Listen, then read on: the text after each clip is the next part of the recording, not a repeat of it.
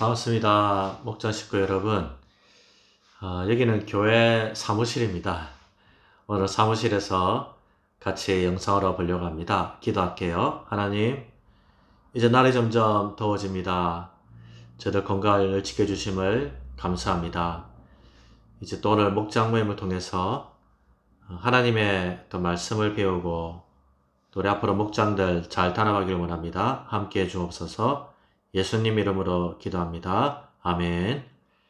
다가오는 주일날은 교회 창립 기념주일이고 오래간만에 식사도 하고 또 목장 모임도 하게 됩니다. 여러분 가지 마시고 식사 같이 하시고 또 목장별로 모임도 해주시면 대단히 감사하고요. 담당하시는 우리 목장 되시는 분은 전화를 좀 하셔서 미리미리 전화하셔서 주일날 우리 목장 모임 꼭 하고 가자고 같이 식사도 하자라고 미리 권면해 주시면 대단히 감사하겠습니다. 자, 오늘은 성경의 흐름 10번째입니다. 성경의 흐름 1번부터 7번까지는 구약 창세부터 말라기를 받고 8번, 9번, 8번부터는 신약을 보게 됩니다. 성경의 흐름 8번째는 뭐였냐면 자기 아들을, 백성을 위해 자기 아들을 보내시는 하나님을 보았습니다. 마태, 마가 이런 복음서를 통해서 자기 아들 예수님을 하나님이 보내신 걸 보았죠. 왜 보냈습니까? 마태복음 1장 1절에 보면 예수님을 소개할 때에 아브라함과 다윗의 후손 예수라 했습니다. 즉 아브라함과 다윗에게 했던 언약을 이루시는 분이시죠. 구약에 하나님이 사람과 언약을 맺으시고 또 언약의 백성들을 이제 만들었는데 백성들이 언약을 못 지키죠. 그래서 하나님이 자기 아들을 대신 보내서 율법을 다 이루시고 언약을 이루시는 거죠. 하나님이 우리 하나님의 백성으로 삼으시고 하나님이 주인 되시고. 자, 성경의 흐름 7번을 통해 봤고 8번을 통해 봤고 성경의 흐름 9번은 뭐였냐면 열방에서 자기 백성을 모으신 하나님, 백성을 위해 아들을 보내신 하나님을 보았고, 두 번째 신약 두 번째 성경의 흐름 9번은 열방에서 백성을 모으신 하나님, 그거는 사도행전을 통해 봤죠. 누가복음하고 사도행전을 통해서는 복음이 전거되게 해가지고 온 열방에 있는 하나님의 백성들을 다시 모으십니다. 구약에는 출애굽에서 이스라엘 백성만 일단 먼저 하나님 백성 삼으셨고 이스라엘 백성을 통해서 열방을 하나님 백성 만들려고 했는데 그게 실패했습니다. 그러나 이번에는 예수님을 통해서 교회를 세우게 하시고 복음이 전도되고 교회가 열방에 퍼져서 온 열방 이방인들도 하나님 백성을 삼으셨습니다. 그 사도행전과 누가복음을 통해 봤고요. 오늘은 성경의 10번째로 자, 백성을 불러 모은 다음에 이제 자기 백성으로 만들어 가십니다. 구약 때도 출애굽한 백성들을 율법을 줘서 백성답게 만들어 가셨듯이 이제 새로운 백성이죠. 새 하나님의 백성을 자기 백성으로 이제 만들어 가시는 하나님을 보게 됩니다. 그거는 신약의 대부분을 차지하는 서신서들, 빌립보서, 에베소서, 고린도, 전후서, 갈라디아서 그 서신서들을 통해서 하나님의 백성답게 이제 만들어가는, 성화되어가는 그런 모습입니다. 자, 거기에 대한 질문을 할게요. 자, 그러면 구약의 이스라엘 백성들은 하나님의 백성, 자기들은 하나님의 백성으로 여겼고, 근데 이방인들은 절대 하나님의 백성이 될 수 없다라고 배척을 했습니다. 원래 하나님 뜻은 아닌데요. 그 율법 때문에 그랬죠. 율법을 이방인들은 없고 안 지키니까 안 된다고 했습니다. 그러나 예수님이 오셔서 신약에서는 그것도 율법이 아니라 이제 하나님 백성 되는 것은 오직 한 가지. 무엇만 하면 하나님의 백성이 된다라고 했을까요? 질문. 자, 첫 번째 질문. 율법이 아니라 무엇만 하면 이제 하나님의 백성이 된다고 했습니다. 그게 무엇일까요? 무엇으로 하나님의 백성이 됩니까? 힌트를 준다면 예수님을 뭐만 하면 정답은 믿음입니다. 율법을 지키는 행위가 아니라 이제 사실 율법은 인간이 못 지키지만 누가 다 율법을 지켰습니까? 예수님이 다 지켰습니다. 그래서 이제 사실 율법을 지켜야 이루어지는데 인간은 못 지키고 예수님이 인간 대신 율법을 다 지켰고 그 율법을 다 이루신 예수님을 우리는 뭐하면 믿기만 하면 그 예수님의 의가 나의 의로움으로 되죠. 그래서 믿으면 의롭다라고 인정받고 구원받고 하나님의 백성이 됩니다. 정답은 믿음으로.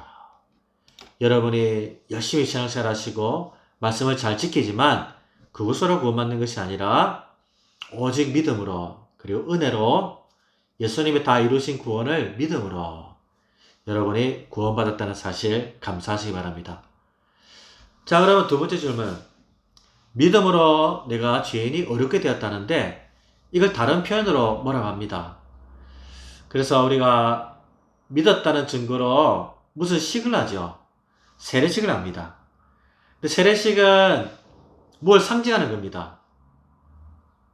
누구의 무엇과 무엇을 상징하는 건데요. 세례는 물에다가 빠졌다가 다시 이렇게 하면 받는 거죠. 그럼 세례는 뭘 상징하냐면 예수님의 죽으심과 부활을 상징합니다. 그래서 내가 세례받을 때에 물에 뿌려지는 것은 마치 내가 예수님의 죽고 부활에 함께 연합하였다는 것을 말합니다. 이게 중요한 이유가 있습니다. 그건 바로 이제 예수님과 연합하기 때문에 예수님이 죽으실 때에 나의 무엇은 죽었고 예수님이 살아났을 때에 나의 무엇은 다시 살아났습니다. 그게 무엇일까요? 십자가에서 나의 무엇은 세례는 십자가와 부활을 상징하는데요. 나의 무엇은 십자가에서 죽고 예수님이 부활한 것처럼 이제 내 안에 무엇이 새롭게 입혀졌다 이렇게 표현합니다. 그것을 다른 말로 옛 뭐뭐가 죽고 새 뭐뭐를 입었다라고 합니다. 그게 세례고 그게 믿음으로 의롭게 된다는 뜻입니다. 그게 무엇일까요? 내가 구원받았다, 의롭게 되었다, 세례받았다는 것은 예수님과 함께 나의 무엇이 죽고 다시 예수님과 함께 나의 무엇이 살아났다고 합니다. 그것이 그 두 가지가 무엇일까요? 말이 길어 죄송합니다. 정답은 나의 옛사람이 죽고 새 사람이 내 안에 입었다 이런 표현입니다. 그래서 예수님이 십자가에 죽으실 때에 나의 옛사람은 십자가에서 죽었고 그리고 예수님이 부활하실 때에 나도 연합해서 드디어 내 안에 새 사람이 살아났습니다. 내 영혼이 거듭 태어났습니다. 새 사람을 이제 입었습니다. 예수님처럼 연합된 것이죠. 그게 또한 우리가 믿음으로 의롭게 된다는 표현이기도 합니다. 저와 여러분 사실 여전히 안에는 옛사람이 남아있지만 내가 십자가에 죽고 내가 예수님 믿음으로 같이 죽고 같이 살아나서 내 신분은 새 사람이 된 것을 여러분 믿으시기를 바랍니다. 여전히 저도 죄가 있습니다. 그러나 주님이 믿음으로 나를 새 사람이라고 인정해 주셨다는 사실 우리 감사하기 바랍니다. 세 번째 질문. 자, 그런데 이 옛사람이 죽고 새 사람이 죽은 것은 한 번에 끝나는 건 아닙니다. 예수 믿어도 여전히 옛사람이 남아있고 새 사람을 계속 입어야 됩니다. 근데 이게 사람 입으로 안 됩니다. 그래서 하나님과 예수님을 믿는 순간에 내 안에, 내 심령 안에 보내주신 것이 있습니다. 성부와 성자가 보내주신 것. 그분이 내 안에 충만할 때에 내가 점점 옛사람을 버리게 되고 우리 새 사람의 표본은 예수님이죠. 예수님의 모습을 잊게 됩니다. 자, 내 안에 옛사람을 벗고 새 사람을 잊기 위해서 내 안에 보내주신 그분은 누구일까요? 그분이 충만할 때에 내 안에 새 사람의 모습을 자꾸 생기게 됩니다. 무엇일까요? 정답은 성령이죠. 내 안에 성령이 충만하게 되면 말씀과 기도와 신앙생활로 성령이 충만하게 되면 성령이 뭘 맺습니까? 열매를 맺죠. 그 열매가 바로 새 사람의 모습입니다. 저와 여러분의 기도와 말씀을 통해서 순종함을 통해서 성령이 충만하게 되고 성령의 열매가 맺히는 그런 새 사람의 모습이 입게 되는 점점 예수님을 닮아가는 저와 여러분 되시기를 부탁드리겠습니다. 자, 마지막 질문.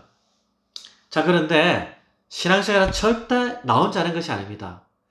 그러면 교회가 필요 없죠. 반드시 성령이 그 안에 계시면 교회로 부르십니다. 그래서 교회 안에서 하나님부터도 내 안에 은혜 받아서 변화되게 하시고 다른 사람과 같이 생활하면서 교제하면서 또 남에게 섬기면서 나도 도전을 받고 도움을 받고 나도 다른 성도들 도움을 줘서 교회 안에서 함께 내가 더 성장하고 성숙하게 하십니다. 자, 그렇게 남을 돕고 섬기기 위해서 내 안에 계신 성령께서 주시는 무엇이 있습니다.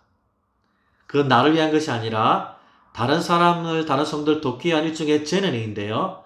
그 성령께서 주시는, 남을 돕기 위해 주시는 재능, 그걸 뭐라 할까요? 바로 무슨 사? 은사라고 합니다. 다양한 재능과 은사를 주셔서 그것으로 나도 다른 사람의 도움을 받고 나도 다른 사람들에게 도움을 줘서 일종의 봉사죠. 교제죠. 직분이죠. 그래서 우리가 서로 더 잘 성숙해가고 더 열매를 맺어가고 그리스도의 장성한 분량에 자라게 하시는 그 은사를 주십니다. 나는 은사 없다? 아닙니다. 다 은사가 있습니다. 남보다 조금 잘하는 것, 자신 있는 것도 전부 다 은사죠. 또 구하면 주신다고 했습니다.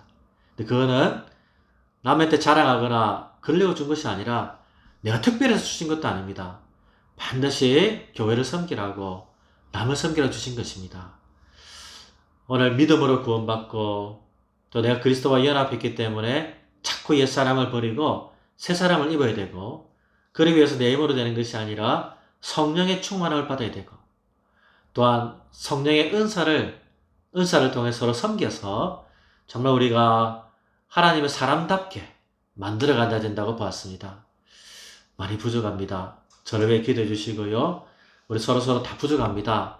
그래서 교회 안에 누구 못하는 거 비난할 것이 아니라 내가 가진 은사와 재능과 사랑으로 섬겨서 하나님의 백성답게 우리 다 만들어가는 이 정기동 교회 모든 성 되시기를 축복합니다. 기도하겠습니다. 하나님, 율법이 아니라 믿음으로 하나님 백성 되게 해주시고 이제 그리스도와 연합하여서 옛사람은 버리고 새사람의 모습을 자꾸 입게 하셨습니다. 내 힘으로 되는 것이 아니라 기도와 말씀과 찬양으로 성령의 충만함으로 성령의 열매를 맺게 하여 주시옵소서. 그리고 늘 성령의 은사가 있어서 이것으로 다른 성도를 섬기고 또 나도 도움을 받아서 정말 하나님의 백성답게 예수님의 닮은 모습답게 성숙하고 성장해가는 우리 교회 되게 축복하여 주시옵소서. 예수님의 이름으로 기도합나이다. 아멘. 주일날 뵙겠습니다.